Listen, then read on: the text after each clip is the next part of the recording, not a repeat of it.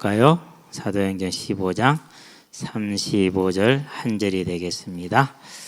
사도행전 15장 35절 한 절 함께 하도록 하겠습니다.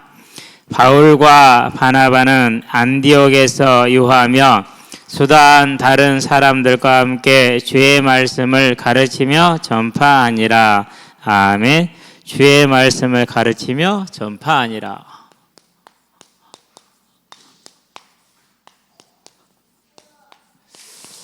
오늘 이제 15장은 상당히 중요한 내용을 담고 있습니다. 흔히들이 이제 율법주의, 복음이 있다, 복음 안다, 복음 모른다, 그런 얘기들을 쉽게 하지요. 중요한 것은 율법이 뭔지도 모르고 그런 얘기를 하고요. 어떤 율법이 문제가 된지도 모르고 그냥 그런 얘기를 해요. 때로는 하나님이 전혀 문제 삼지 않는 것들을 가지고 문제를 삼아서 복음이 있다 없다 이렇게 얘기를 하죠. 가령 주일날 과자 사 먹지 마라, 군것질 하지 마라, 이런 거 하나님 문제 삼는가요, 안 삼는가요? 오늘 다 증거를 대드릴게요. 하나님 문제 안 삼으십니다. 그걸 가지고 이제 복음을 판단하고 그걸 기준으로 복음이 있다 없다를 얘기했다라는 거죠. 그럼 그 복음은 뭐가 되는 거죠? 이제 그 복음은 성경에 있는 복음이 아닌 거예요. 왜? 하나님은 그런 문제를 안 삼으셨거든요.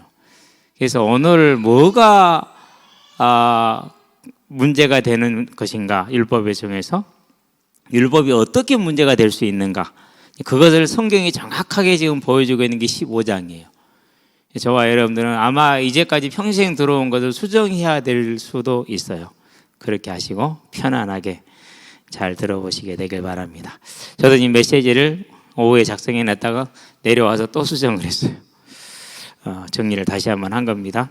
자, 그러면 이제 오늘 말씀 중에서 하나님 앞에 시험거리를 두었다. 장애물입니다. 뭐가 장애물이냐? 구원의 장애물이 되는 것이죠. 다른 말로 표현해 볼까요? 이제 그것을 율법주의다라고 표현을 한번 해볼게요. 성경에서는 쓰지 않았지만 그렇기 때문에 가로로 부제로 달아놓는 겁니다. 자, 사도행전 15장 1절을 볼까요? 성경에서 문제가 된 율법에 대한 것을 정의를 지금 보여주고 있습니다. 어떤 사람들이 유대로부터 내려와서 예루살렘에서 내려온 걸 말합니다. 형제들을 가르치되 너희가 모세의 법대로 할례를 받지 아니하면 능히 구원을 받지 못하리라, 그렇게 얘기를 했어요. 자, 무슨 문제를 말하고 있죠? 지금 모세의 법대로 할례를 받지 않으면은 뭘 못 받는다고요? 구원을 받지 못한다, 이렇게 지금 연관이 돼 있죠. 뭐로 연관을 지었어요? 할례를 행하느냐 안 행하느냐를 구원으로 연관을 지어놨어요. 구원으로. 자, 이로 인해서 뭐가 납니까? 이제 크게 다툼이 났어요. 그러니까 유대로부터 내려온 사람들과 바나바와 바울, 유대로 내려온 사람은 사도행전 11장에 있죠. 1절에서 3절에 베드로가 고넬료 집에 들어간 것을 문제 삼았어요. 그래가지고 크게 힐난을 냈어요. 비난을 냈어요. 그 사람들입니다. 그리고 요 사람들하고 누굽니까? 이제 VS 누구요? 이제 바나바 또는 바울, 그냥 바울을 쓸게 두자니까. 요렇게 이제 문제가 되는데, 이 사람들은 어디에도 나옵니까? 사도행전 22장에 보면은 19절 20절에도 나옵니다. 22장 19절 20절이 맞는가요? 21장 20절 21절 항상 거기 헷갈리네. 21장. 자, 예루살렘에 있는 장로들이 뭐라고 그럽니까? 믿는 자 수만 명이 있는데 다 율법에 열심히 있는 사람들이다, 그렇게 얘기를 했어요. 율법에 열심히 있는 사람들. 그런 사람들하고, 그러고 바울과 바나바가 이제 크게 다툼이 됐어요. 왜 다툼이 됐다고요? 할례를 해야만 구원을 받는다라는 것 때문에 다툼이 됐어요. 자, 그러면은 율법주의라는 건 뭘 말하는 겁니까? 율법주의라는 것은 모세의 율법을, 할례는 율법의 대표이기 때문에 율법을 뭐로 보는 거예요? 율법 준수를 뭐로 보는 겁니까? 구원의 조건으로 보는 거예요. 자, 그러면은 정상적인 대한민국 교회에서 율법 준수를 구원의 조건으로 보는 교회에 있어요, 없어요? 단 한 교회도 없어요. 충격적이에요. 단 한 교회도 없어요, 이렇게 말하는 데는.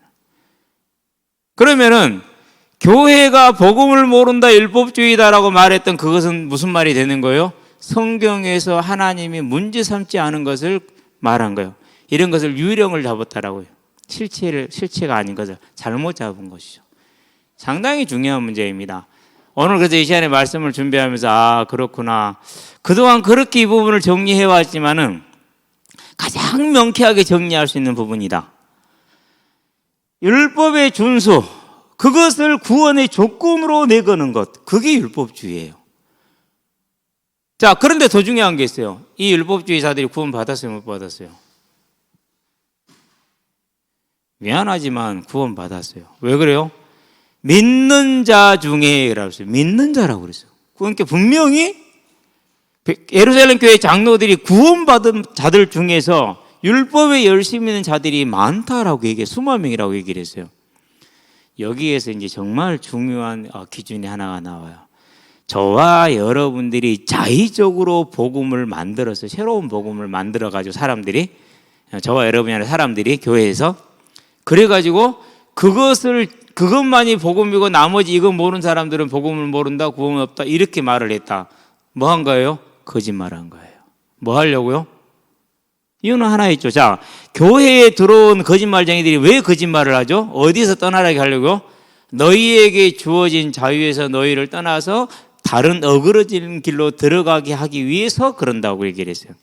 제가 보니까 제가 알기로 제 주변에 있는 모든 다른 교단의 목사님들 다 만나봐도 단 한 분도 이런 분이 안 계세요.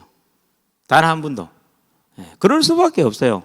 그래서 저와 여러분들은요, 지금 사도행전에서 곧 초대교회에서, 그러니까 교회에서 문제가 된 것은 뭐였느냐? 다른 것이 아니라 할례 대표입니다. 그러니까 율법과 제가 크게 지금 범위를 넓혀봤어요. 이것을 구원의 조건으로 내세우는 거, 이것만이 문제예요. 그런데 그렇게 하고도 믿는 자들은 뭘 받았다라는 거예요? 구원의 반열에 들어왔다라는 거예요. 그럼 이 사람들이 구원을 받았겠죠? 그럼 뭔 일이 벌어지겠어요? 계시록 1장 7절에 그를 찌른 자도 그를 볼 것이요 모든 족속이 그로 말미암아 애곡하리라, 애통하리라. 이렇게 구원받은 자들이 얼마나 애곡하며 애통하겠어요? 자기들이 거짓말했잖아요. 그렇죠? 예. 그래서 우리는요, 이 모습을 잘 봐야 돼요. 자, 세 번째 하나 더 얘기합니다. 예. 분명히 그게 옳지는 않아요. 그러나 하나님께서 문제 삼지 않은 게 있어요.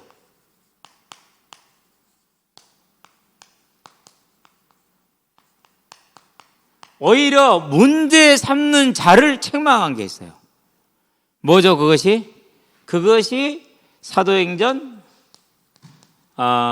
베드로가 나오는 장면이 9장이죠. 10장인가요? 10장 9절에서 16절 뭐죠?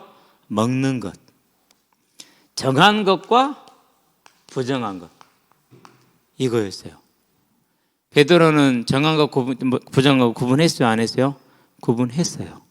나 이런 거 안 먹는다. 그래서 장어 안 먹었어요. 장어 안 먹었고요. 그런 다음에 비닐 없는 것도 낙지 안 먹었어요. 문어 안 먹었어요. 얼마나 문어 맛있어요, 그쵸? 안 먹었어요. 근데 이게 구원의 문제가 됐어요, 안 됐어요? 문제 안 됐어요. 하나님 앞에 서는데도 문제 됐어요, 안 됐어요? 문제 안 됐어요. 증거를 좀 이따 드릴게요, 이제. 두 번째, 사도행전 11장에서 아까도 얘기했지만 1절에 3절에 자, 이방인과 어울리는 문제, 요한복음 4장 7절에서 9절인가요? 9절에서 10절인가요? 나와 있는 사마리아 우물가의 9절이네요. 우물가 여인. 유대인들이 사마리아인들을 상종을 해요, 안 해요? 안 해요. 그렇죠. 자, 이런 구분을 지금 가지고 있는 자도 구원 받았어요, 못 받았어요? 구원 받았어요. 증거가 어디 있냐고요? 갈라디아서 2장 11절 12절. 야고보, 예수님 동생입니다. 야고보에게서 사람들이 온다는 말을 듣고 베드로가 이방인들과 함께 있다가 피했어요, 자리를. 다 구원받은 사람들이, 구원 안 받은 사람들이야 다 구원받은 사람들이야. 자, 분명히 문제가 되는 것은 맞아요. 그런데 그들이 복음을 안다 모른다? 그거하고는 상관이 없다. 그거랑은 상관이 없다. 왜 상관이 없습니까? 네 번째, 그러면 증거를 대야 되잖아요. 그게 로마서 14장 6절에서 7절. 5절부터 할까요? 5, 6, 7, 4, 5, 6, 7 4절부터 5절부터 6, 7, 8절 9절까지 쭉 마지막 절까지 실은 봐도 돼요. 로마 14장을 볼까요? 확인을 해보기 위해서. 14장에 보니까 이렇게 얘기를 합니다. 나를 6절 볼까요? 나를 중히 여기는 자도 주를 위하여 중히 여기고 먹는 자도 주를 위하여 먹으니 이는 하나님께 감사하며 먹지 않는 자도 주를 위하여 먹지 아니하며 하나님께 감사하느니라. 그렇게 얘기를 했어요. 그래서 우리 중에 누구든지 자기를 위해 사는 자가 없고 자기를 위하여 죽는 자도 없다. 먹는 자든지 안 먹는 자든지 구분하는 자든지 안 하든 자든지. 우리가 살아도 주를 위하여 살고 죽어도 주를 위하여 죽나니 그러므로 사나 죽으나 우리가 주의 거치로다라고 얘기를 했어요. 그죠? 이를 위해서 그리스도께서 죽으셨다 그랬어요. 그러면은 이를 위해서 죽으셨다는 말은 무슨 말입니까? 나를 지키는 자, 음식을 구분하는 자, 절기를 지키는 자, 그런 사람들 다 있어요. 이런 사람들이 다 있는데 이들이 예수를 믿었어요. 그러고도 이 사람들이 이걸 지키고 있어요. 그런데 예수님은 이 지키고 있는 이들을 위해서 죽으셨다라고 성경은 얘기를 하고 있어요. 그렇죠? 우리는요, 이걸 통해서 율법주의는 뭘 말하는 거죠? 구원의 조건으로 율법을 지켜야 된다는 걸 가지고 오는 걸 말하는 거예요. 그러면은 정상적인 대한민국 교회는 율법주의가 있어요, 없어요? 없어요. 자, 그러면은 이런 게 문제가 돼요, 안 돼요? 사도 바울을 볼까요? 사도 바울, 사도행전 18장.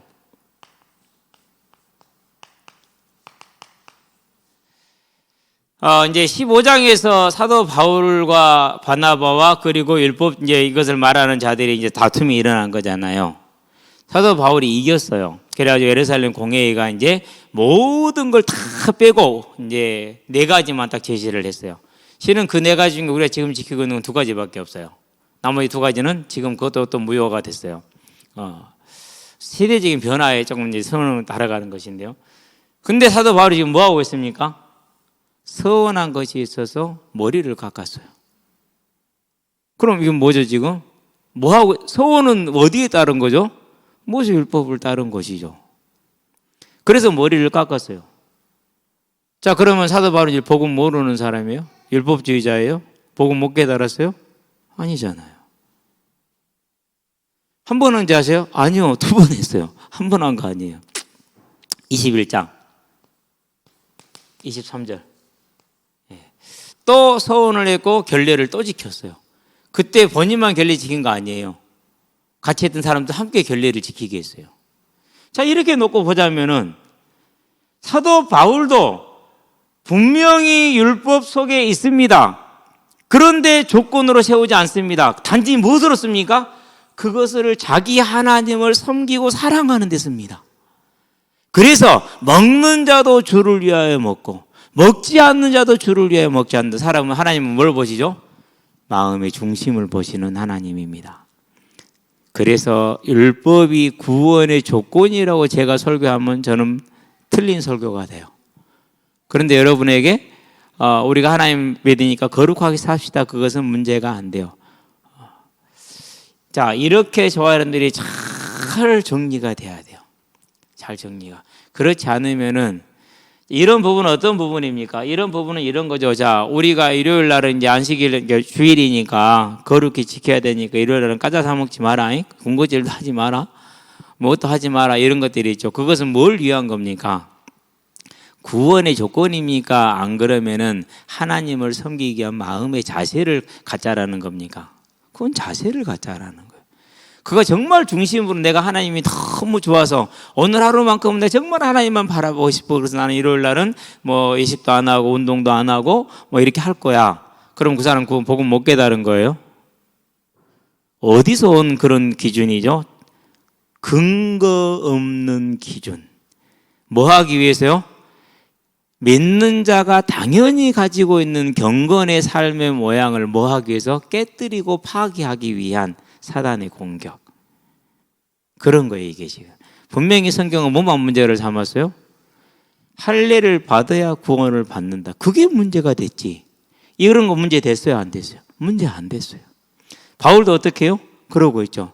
안식일은요, 지켰어요, 안 지켰어요? 다 지켰어요. 절기요, 다 지켰어요. 바울도 지키고 초대교회 성도들도 지키고 사도들도 다 지켰어요. 1세기 이상 지나서 그게 이제 교회가 완전히 회당 출입이 금지가 되고 성전 출입도 금지가 되면서 전혀 별개의 이제 모습이 되기 시작을 하면서 이제 또 핍박이 강화되면서 그러면서 이제 교회만의 발전의 모습을 만들어 가기 시작을 했지 안 그랬다라는 사실이에요. 그러면은 지금 우리가 이런 걸 가지고 그 사람이 복음을 안다 모른다 저 교회는 율법적이다 이런 소리 할 수 있어요 없어요? 그거 자체가 거짓말이라니까는요. 그거 자체가 성경에 없는 기준이라니까는. 성경은 딱 뭐 때문에 싸웠다고요? 그것이 구원의 조건이 될 때만 문제가 되세요. 내가 정말 하나님을 경외하는 마음을 가지고 어떻게 하면 될까? 그럼 내가 우리 애들 할례를 시켜야겠다. 그래서 아이들에게 이 얘기를 해주고 아브라함이 그 언약을 잡아서 어떻게 하나님을 살아가는 거 이렇게 해줘야겠다. 문제 돼요 안 돼요? 문제 안 돼요. 그래서 저와 여러분들이 이제 자칫 우리가 잘못하면은 그런 말을 율법주의가 아닌 것을 잘못 율법주의라고 말하는 그 말에 속을 수가 있어요. 그러면 그렇게 해서 만들어진 복음은 뭐가 되는 거죠? 성경에 없는 복음이 되는 것이죠. 심각하게 저와 여러분들이 생각을 깊이 해야 돼요. 사단은 언제나 그와 같이 저와 여러분을 속이고 노락질하기 위해서 우는 사자와 같이 간사한 뱀과 같이 그 새치혈을 가지고 사람의 저와 여러분들의 마음을 흔든다라는 거 잊지 않게 되길 바랍니다. 그래서 이 모든 것들이 가하나 그것이 구원의 조건은 아니다. 따라서 그것은 본인이 하나님을 섬기는 것으로 마음에 각자 뭐 할지니라 확정할지니라. 개인이 그렇게 해도 되고 안 해도 되는 문제라는 사실이죠. 이게 지금 이제 안디옥 교회의 문제가 됐어요. 예루살렘에서 내려온 사람들이 안디옥 교회에서 너희가 할례를 받아야 구원을 받을 수 있다라고 가르친 거예요.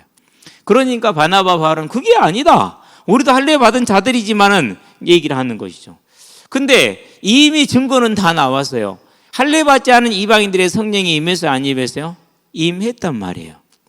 이미 증거는 다 나와서 그럼에도 불구하고 이제 그런 논쟁이 일어나고 그래서 이제 뭐가 되는 겁니까? 예루살렘 공의회가 이제 처음으로 열립니다. 네. 계기는 이제 저와 여러분들이 방금 보았습니다. 율법의 준수가 구원의 조건이 되느냐 안 되느냐 라는 것이었죠. 자, 여기에 이제 베드로가 강력한 주장을 합니다.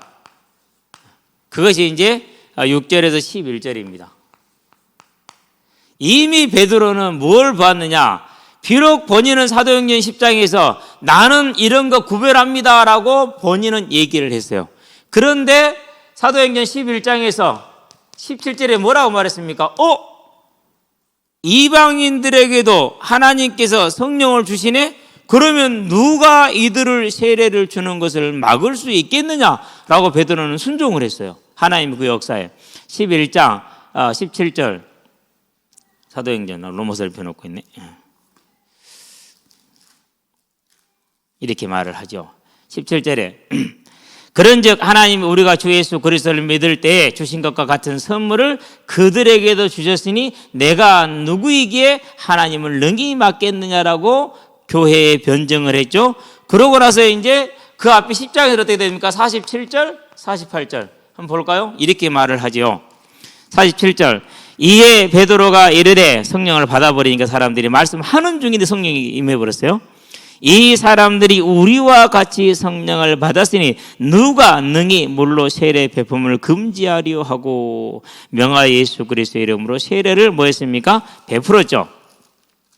베풀라 하니라. 그들이 베드로에게 며칠 더 머무기를 청하니라. 이렇게 세례를 베풀었고 보았던 사람이죠.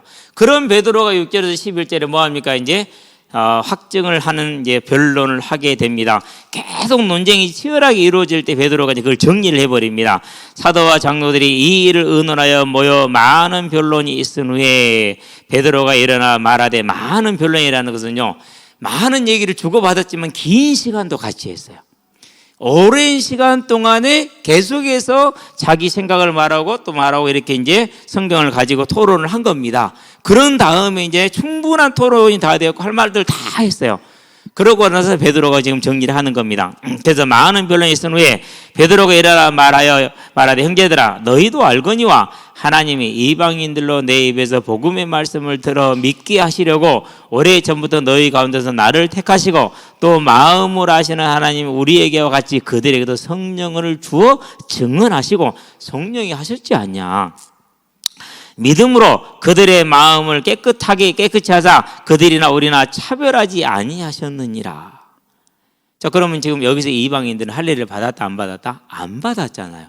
그런데 지금 뭐가 임했죠? 성령이 임해서 구원이 임했잖아요. 그렇죠. 그러면 얘기가 이제 마무리가 되는 것이죠. 그렇죠. 15장 1절에 그 별 다툼에 이게 마무리가 되는 겁니다.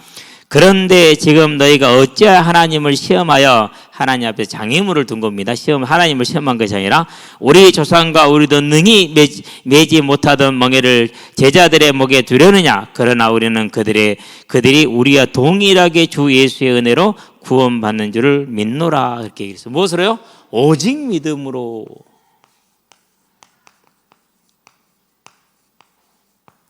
이게 복음의 핵심이죠. 그러니까 우리가 복음을 받아들이는 길이 뭐라고? 방법이 오직 믿음으로 받아들인다라는 것이죠.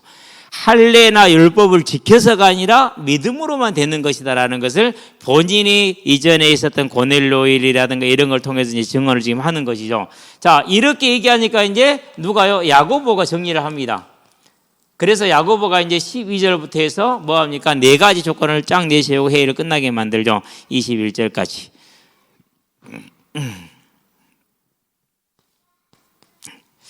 야고보 가죠. 뭐라고 하는지 보도록 합시다. 야, 온 무리가 가만히 있습니다. 잠잠해졌습니다. 이제 더 이상 뭐 할 수 없는 거죠. 반박할 수가 없게 된 거죠. 그럴 때 베드로보다 더 많은 증거가 키프로스에서 일어났죠. 구브로에서 거기 이제 박수 엘루마가 어떻게 됐죠? 이제 눈먼자가 됐잖아요. 그리고 총독이 믿었잖아요. 그런 다음에 이제 바보에 이르러서 이제 루스드라에 가서 안진뱅이가 일어났잖아요. 이런 역사들이 쭉 일어난 거를 이제 바울과 베드로가 이제 보고를 하는 겁니다. 바나바와 바울이 하나님께서 자기들로 말미암아 이방인 중에서 행하신 13장, 14장의 1차 선교 여행 때를 말합니다. 표적과 기사에 관하여 말하는 것을 듣더니 말을 마침에 야고보가 대답하여 이르되 형제들아 내 말을 들으라. 하나님이 처음으로 이방인 중에서 자기 이름을 위해 위할 백성을 취하시려고 그들을 돌보신 것을 시몬이 말하였으니 베드로입니다. 시몬은 선지자들의 말씀이 이와 일치하도다 기록된 바 이후에 내가 돌아와서 다윗의 무너진 장막을 다시 지으며 또 그 허물어진 것을 다시 지어 일으키고 이제는 바뀌었다라는 것이죠. 다시 짓는다라는 건 새롭게 한다라는 겁니다. 이는 그 남은 사람들과 내 이름을 일컬어 받는 모든 이방인들로 주를 찾게 하려 함이라 하셨으니 예수님을 주신 것이 메시아를 주신 것이 이방인들까지 구원하려고 하신 것 아니냐라고 지금 얘기를 하는 겁니다. 그게 지금 뭡니까? 이제 그게 아모스서를 지금 9장 11절 12절까지 얘기하죠. 즉 예로부터 이것을 알게 하시는 주의 말씀이라 함과 같으냐. 그러므로 내 의견에는 이방인 중에서 하나님께로 돌아오는 자들을 괴롭게 하지 말고 다만 우상이 더러운 것과 음행과 목매어 죽인 것과 피를 멀리하라고 편지하는 것이 옳으니. 자, 우상의 더러운 것입니다. 우상숭배입니다. 우상숭배에 따른 삶의 타락입니다. 그리고 음행입니다. 이것은 지금도 우리에게 유효하고 지켜지고 있죠. 그런 다음에 목매어 죽인 것은 왜 못 먹게 하죠? 피가 몸에 남아 있잖아요. 피가 그 짐승의 몸에 있어요. 그러니까 피는 뭐죠? 짐승의 생명이고 하나님의 주권이니까 피를 먹으면 안 되니까. 그래서 두 가지가 하나의 실은요.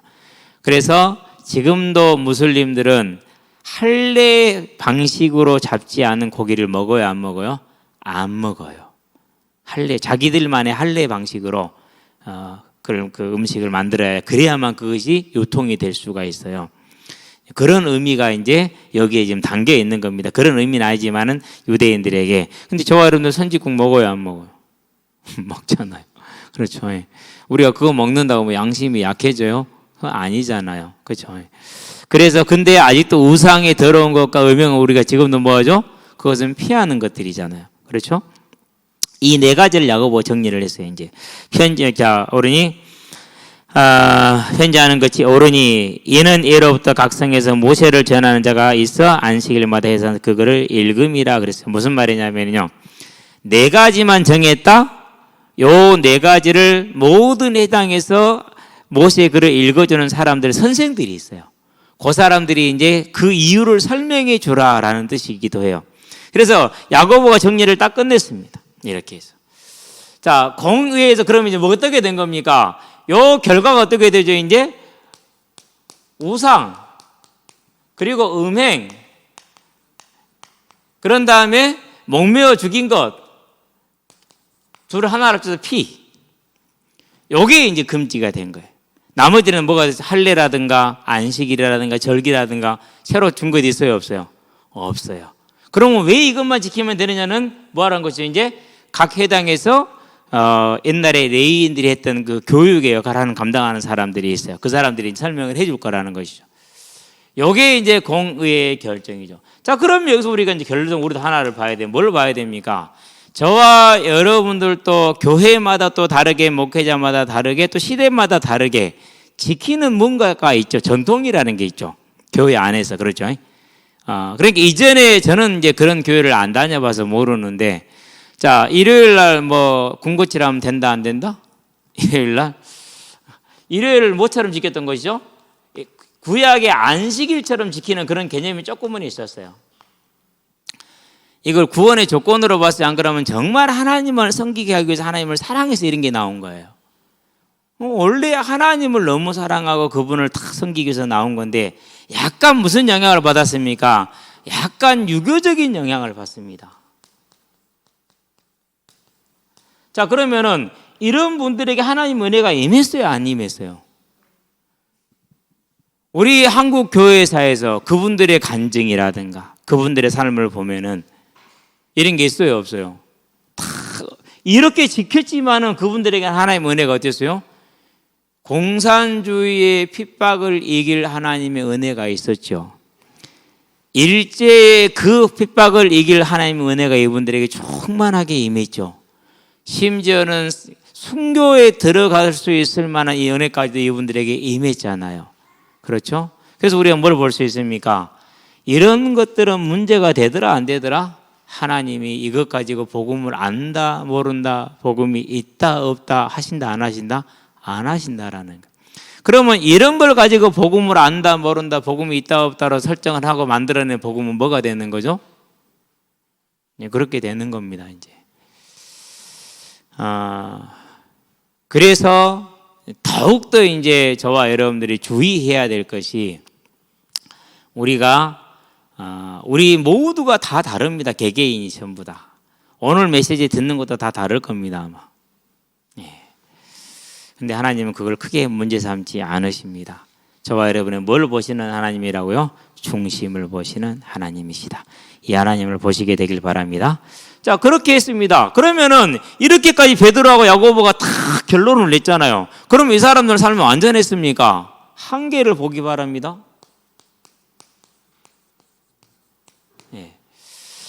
무슨 한계가 있었습니까? 자, 먼저 베드로입니다. 갈라디아서이죠. 2장 11절에서 21절 바울한테 뒤지게 얻어듣습니다. 분명히 본인이 이방인과 유대인을 구별하지 않았고 그런 것에 앞장섰던 분임에도 불구하고 이제 외식에 젖었어요. 어쩔 수 없었는가 봐요. 제가 볼 때는 그렇습니다. 교회 안에서 이런 문제로 말이 나오지 않게 하기 위한 배려였다고 생각이 들어요.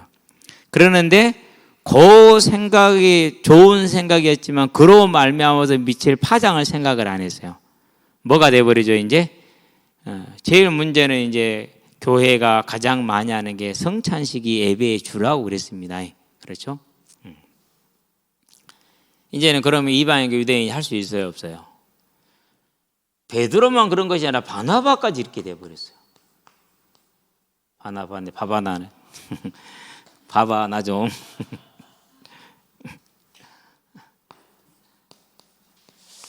자, 이렇게 되니까 이제 바울은 답답한 겁니다. 왜요? 교회가 본질 아닌 곳으로 흘러가잖아요. 얼마나 답답했겠습니까? 그래서 갈라디아 교회에 그렇게 강하게 책망을 하는 겁니다. 자, 두 번째 그러면 야고보를 볼까요? 자, 그러면 야고보는 또 뭘 가지고 있습니까? 요 일을 만든 장본인이 누굽니까? 예루살렘 교회에서 지금도 이런 것을 감독하고 조사시킨 게 누구예요? 야, 베드로가 지금도 그 갈라디아에서 이방인들하고 먹고 마신다고 하더라. 가서 확인해 봐라. 보낸 장본인이 누구예요? 그 야고보예요. 분명히 이랬는데 이러고 있어요. 뭘 말하는 것이죠? 우리가 유교적인 한계를 잘 못 벗어나는 것처럼 이분들도 그 문화적인 한계를 쉽게 지금 벗어나지를 못하고 있는 겁니다. 그렇다고 해서 베드로가 야고보가 믿음이 우리보다 약합니까? 두 분 다 순교하셨어요. 그렇죠? 우리는 못하잖아요. 못하는 거 어쩔지는 모르겠지만은 하나님이 그 순교를 받으셨잖아요. 한계를 가지고 있다. 그러나 은혜로 뭐 하시는 것이다? 다 덮어주시는 겁니다. 그러니 베드로가 주를 배울 때 이런 한계를 본인이 가지고 있다가 주를 배웠어요. 마음이 어떨까요? 그렇죠? 그래서 계시록 1장 7절이 이해가 되는 겁니다. 자, 여기에서 저와 여러분들 이제 뭘 보는 겁니까? 이런 이제 정리를 받은 안디옥 교회입니다.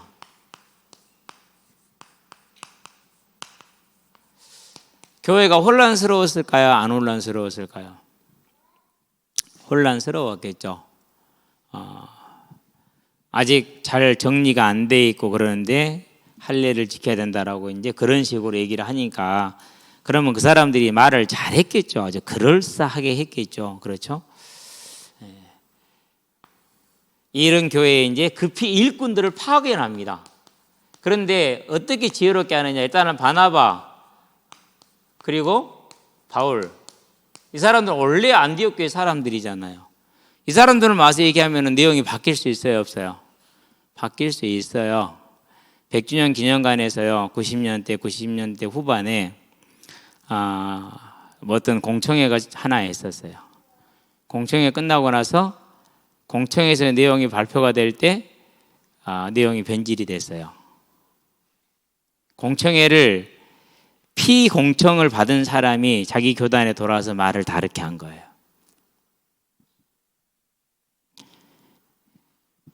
이 사람들만 하면 그럴 수 있다니까요. 그래서 누구를 같이 보내요? 그래서 예루살렘 교회 성도들을 같이 보내요. 거기에 누가 끼어 있습니까?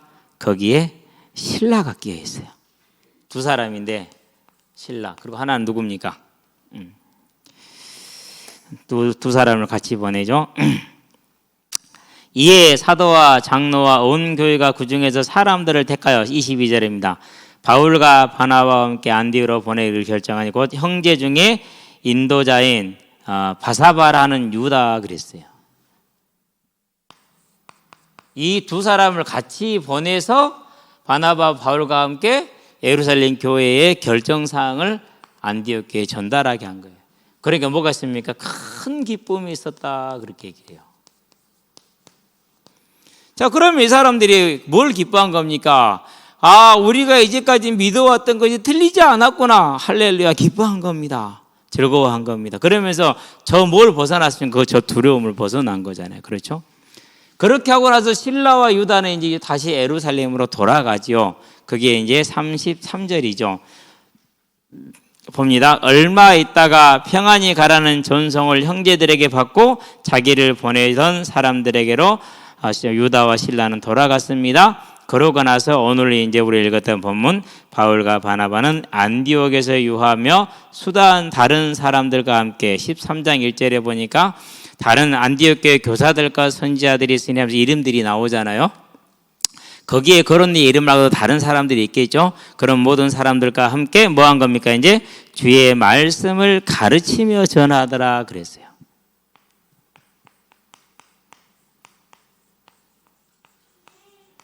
주의 말씀은 크게 어떤 거면 크게 두 가지로 정리할 수 있어요.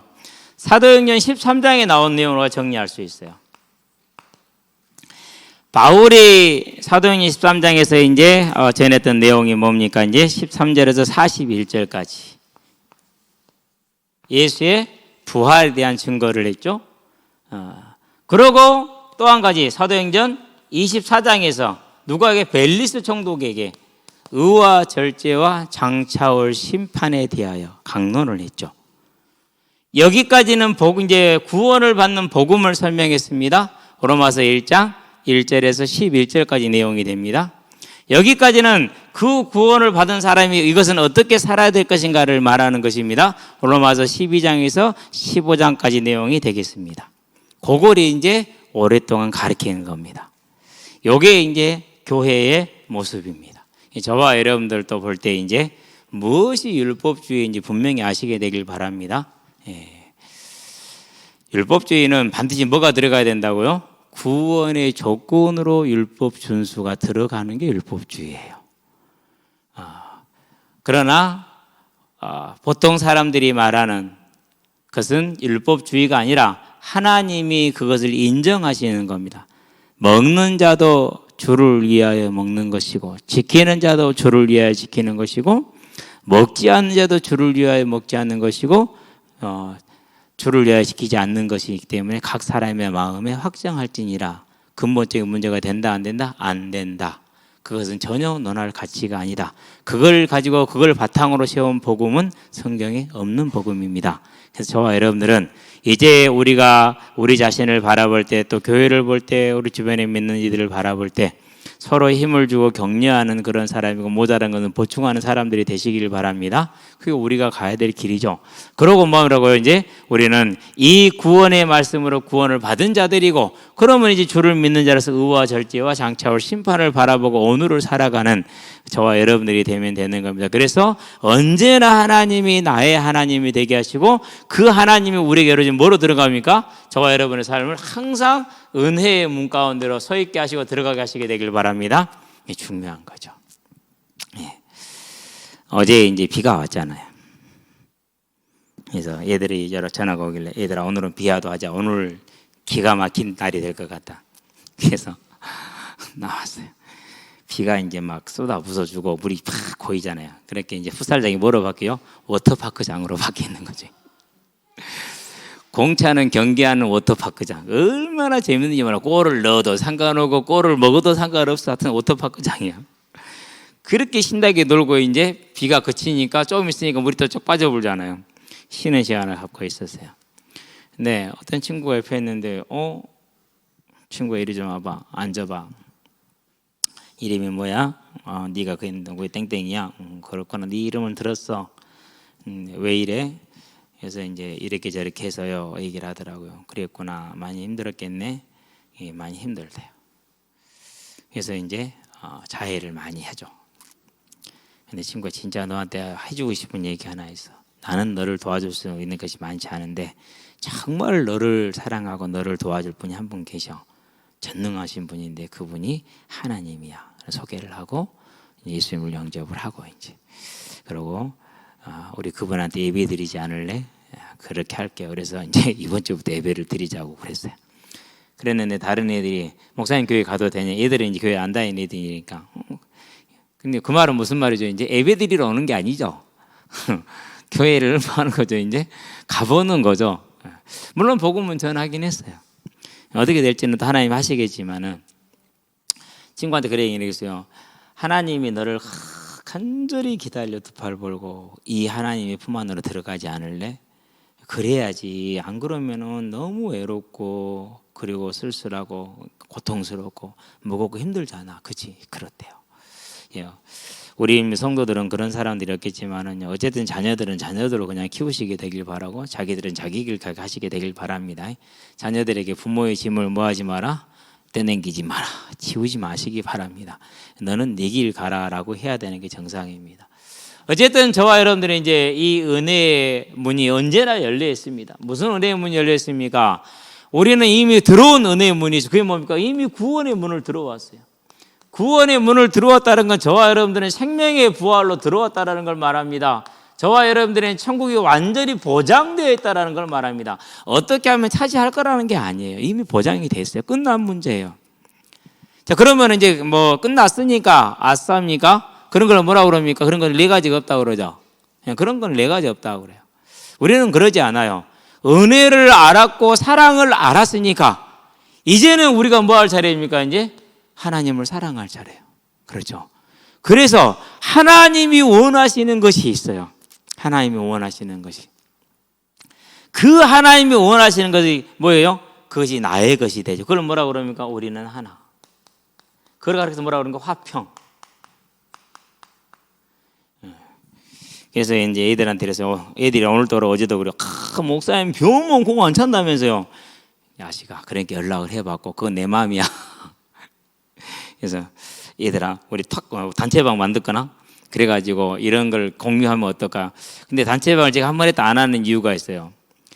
한 번은 예전에 한 몇 년 전에 했거든요. 부모들이 그래요. 그것이 강제적이라고 얘기를 하더라고. 아닌데 그냥 우리가 이제 뭐 공차하는 소식을 공유하기 위한 것이지 아마 어떤 놈들이 저거들이 다른 짓거리를 하고 핑계를 대기 위해서 그걸 써먹은 것 같아. 그런 놈들이 반드시 있어요. 어쨌든 그러긴 하는데요. 우리가 하나님과 화평하는 길이 뭡니까? 그게 너희는 가서 뭐요? 사명의 문으로 들어가는 거. 기회를 얻든지 못 얻든지 힘써 말씀을 전파하라. 사명의 문으로 들어가는. 그게 은혜의 문으로 들어가는 거예요. 예. 오늘도 이렇게 했는데요. 옆에 이제 중학교 1학년들이 한 10여 명이 나와서 놀고 있더라고요. 절반은 아는 애들, 절반은 모르는 애들. 마동에서 내려온 애들이 있어요. 얘들아 같이 하자. 이랬는데 우리 8명 할게 너희들 다 해. 나랑 사로 있었기 때문에 8명 해도 충분했거든요. 시작하자마자 사로가 중거리를 때려갖고 공이 보이지도 않게 골대에 들어가 버린. 사로를 아는 놈들이 하는 말 그러면 된다요. 그러고 있는데 이제 제철놈 들어오지요. 여기 본래 놀는 놈 들어오지 와가지고 우리는요 그러더라고. 웃겨요. 어쩌다 하고 나와갖고 우리는요 이러고 있어요. 뭐 당연한 권리인 것처럼. 기다려. 그래가지고 세 팀을 꾸려가지고 이제 재미있게 놀다가 이제 들어왔는데요. 저와 여러분들이 하나님이 주신 무슨 문으로요? 사명의 문으로. 은혜의 문인 줄로 믿습니다. 즐거이 가시기 바랍니다. 두 번째 뭐입니까? 하나님이 저와 여러분을 부른 이 사명의 문만이 아니라 우리에게 뭘 주셨습니까? 평안의 문을 주셨습니다. 우리의 삶에 많은 수고하고 무거운 짐이 있잖아요. 그렇죠? 이제는 그 짐을 다 어떻게 하자고요? 저와 여러분이 나 자신도 어떻게 못하잖아요. 근데 내가 어떻게 배우자를 움직이고 내가 어떻게 자녀를 움직여요? 못하잖아요. 그러니까 뭐 해라고요? 따라합시다. 포기합시다. 넘겨줍시다. 넘기면 돼요. 누구한테 넘기자고요? 그분한테 넘기시면 돼요. 완전하잖아요. 그게 은혜의 문으로 들어가는 것이죠. 그렇죠. 넘겨주면 됩니다. 그래서 요즘은 이제 집에서 살면서 이제 오늘로 이제 사모가 이제 격리가 끝나는 날이에요. 근데 밥을 누가 해줘? 이 격리 자체라는 게 의미가 없어. 격리 자체라는 것이. 네. 우리 애들은 이미 전부 다 2월달에 전부 다 3주 걸렸잖아요. 40일이 지났는데도 불구하고 애들은요 영향을 안 받아요. 확실히 걸린 사람은 항체가 있는가 봐요. 영향을 안 받아. 아마 제가 안 걸린 것은 이전에 걸렸었나 봐. 나도 모르는 사이에. 뭐 그렇게밖에 생각할 수 없지. 그 어떻게 안 걸릴 수가 있냐 이게 이전에 걸렸었기 때문에 그러는 거겠죠 이제. 맡기면 돼요. 맡기면. 저와 여러분들은 다 맡기시게 되길 바랍니다. 그러면 알아서들 갑니다. 물론 우리가 온전히 맡겨지는 건 아니겠죠. 그렇죠. 그래서 이 사명의 문으로 평안의 문으로. 세 번째, 저와 여러분들이 사는 길이 가장 중요한 게 뭡니까? 사랑하는 겁니다. 참 안타까운 일인데요. 어제 태영이가 전화를 했어. 어지간히 갖고 전화 안 해요. 특별한 안건 정확하게 일이 없으면 전화를 안 해요. 무심하면서도 전화가 있으면 확실한 거죠. 그러니까 여러분도 그저 저한테 전화 안 하잖아요. 그렇죠? 어지간하면 하지 마세요. 전화 오면은 그것은 좋은 일이 절대로 아니에요. 2통이나 왔어. 그럴 리가 없거든요. 내가 운동장에 있는 시간에 물론 비 오니까 집에 있을 수도 있고 생각을 하겠지만 이건 뭔 일이 있는 거야. 전화를 해봤어. 야, 왜? 그때는 이제 영민이 소식 들었니? 글쎄 이 새끼가 톡방에서 나가서 물어봤는데 대답도 안 한다. 근데 안타까운 얘기를 전하더라고요. 지난주 화요일 날 영민이 집 위에 아버지가 하는 산에 밭이 있어요. 매실밭 이런 것들이 있는데 거기에 차를 끌고 올라가시는데 차가 굴른 거예요. 그래가지고 아버지는 돌아가셨어요. 어머니는 이제 허리를 많이 다쳤는데 수술하지 않고 이제 뼈가 붙을 수 있다고 그래서 입원해 계시고, 그런데 그거 얘기를 안 해준 거예요, 아무한테도. 그래서 이제 얘기를 듣고 이제 집에 와서 씻고 저녁을 먹고 이제 올라갔어요. 올라가면서 우리 이제 태양이한테 시간 되냐, 마치 끝날 때 같이 들어갔어요. 이제 가서 이제 어머니 뵈는데 참 어머니를 알고 살았잖아요. 그래도 많이는 안 만났어도 서로 이렇게 마음을 이렇게 주고받는 그런 이제 관계인데 매실 40kg만 주제 그러면 80kg 갖다 놓고 그러거든. 너무 마음이 안 좋더라고. 그러면서 너무 젊어요. 너무 그게 너무 억울하다라는 거예요. 그러겠죠. 예. 저보다 한 살 많으시더라고요, 아버지가. 그러면서 영훈이가 이제 길을 다 포기했어. 폴란드 가기로 결정을 해놓았거든요. 근데 이제 그것도 이제 포기하고 엄마랑 같이 있는다고. 그래서 여러분들이 시간 되시면은 서울병원 501호 1인실에 있어요. 들어갈 수 있어요. 그러니까 괜찮아요. 가셔서 좀 보시고 좀 위로하시고, 그래서 믿음의 길로 좀 인도될 수 있도록 도와주시게 되길 바라고. 감사하게 이제 오늘 이제 반찬을 만들어서 이제 보내줘서 너무 감사하고, 제가 하고 싶었는데 우리 집 반찬은 보낼 수가 없어요. 그래가지고 근데 정말 마음이 안 좋아. 더 마음이 안 좋았던 게 뭐냐면은 영훈이 이선석은 지난번에 우조 일어났을 때 차 빌려가지고 부모님 몰래 와서 왔다 갔단 말이에요. 이렇게 남의 일은 그렇게 챙기는 놈이 지 일이 일어났을 때 얘기를 안 하니까 더 마음이 아프고 안 좋더라고요. 그래서 이제 적당 이제 가서 얘기하고 이제 그래 고생했다고 이제 따뜻해주고 이제 그러고 나왔는데요. 저와 여러분들이 뭡니까 그러니까 그래서 어머니한테 얘기했어요. 어머니, 사람이라는 것은 좋을 때는 옆에 많이 없어도 괜찮아요. 근데 어렵고 힘들 때 같이 있어야 우리가 이길 수 있잖아요. 그때 연락을 하셨으면 훨씬 우리가 같이 있으니까 그랬을 수 있는 건데 왜 그러셨냐고. 좋은 일도 아닌데요 그러더라고. 좋은 일이 아니기는요, 어려울 때 함께 하자라는 것이 사람이고 또 사람의 존재 이유인데 우시더라고 많이. 그러면서 제대로 울지도 못했어. 지금 본인이 사고가 나서 아파도 입원해 있으니까 집에 들어가는 게 너무 무섭대요. 못 들어가겠대요. 그래서 영훈이가 이제 같이 있는 건데 원래도 무서웠대요. 거기 있는 게 원래도 본인은 산이 무섭대요. 그래서 많이 힘들어하시고 또 아까워하시고 또 가문을 위해서 기도할 것이 그날 그 시간에, 사고 나는 시간에 아이가, 손주가 유치원 안 간다고, 어린이집 안 간다고 그 때를 쓰고 1시간을 울면서 할아버지 보러 가야 된다고. 이게 또 뭔 장난이냐고. 이게 이제 가문을 잡고 있는 흑암이 이제 그런 식으로 역사를 하는 거죠. 그래서 얘기를 다 좀 많이 들어드리고 이제 위로해드리고 기도해드리고 왔어요. 그래서 자주 좀 가봐야겠다는 생각이 드니까 여러분들도 가셔서 그냥 501호니까 그냥 가시면 돼요. 아무것도 없이 그냥 요즘 프리스피스가 되니까 그냥 들어가시면 되니까 501호에 가셔서 그걸 좀 보시고 위로해 주시고 또 들어주시고 많이 얘기하게 하시고 그래야 돼요. 제대로 울지도 못해갖고 내가 볼 때는 병나게 생겼어요. 이게 지금 많이 울어야 되는데 못 울고 그래가지고. 어쨌든 저와 여러분들이 이 은혜의 문으로 들어갈 때 하나의 복음의 공동체로 또 어려운 이웃을 함께 또 보듬어주는 하나님의 사람들이 되시기를 바랍니다. 기도합시다. 살아계신 아버지 하나님, 우리에게 주신 이 생명의 복음을 전하는 일에 우리의 삶이 온전히 설 수 있도록 불러주신 것을 감사를 드립니다.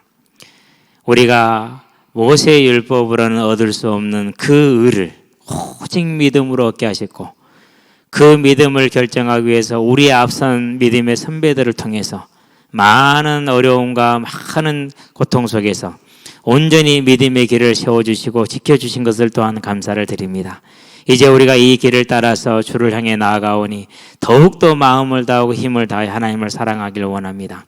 그 사랑하는 모습이 조금씩은 다른다 할지라도 그것을 우리가 서로 사랑하며 기뻐하게 해주시고 무엇보다도 우리에게 열려있는 은혜의 문을 향해 들어가되 사명의 문으로 아버지 하나님 또한 평안의 문으로 온전히 들어갈 수 있도록 우리를 지켜주셔서 이 땅에 사는 날 동안에 주의 일을 힘써하는 가장 복된 인생들로 세워줄 수 있도록 오늘 하루 우리를 붙들어 주시며 우리 남은 삶을 붙들어 주시기를 그리스도 예수의 이름으로 기도합니다. 아멘.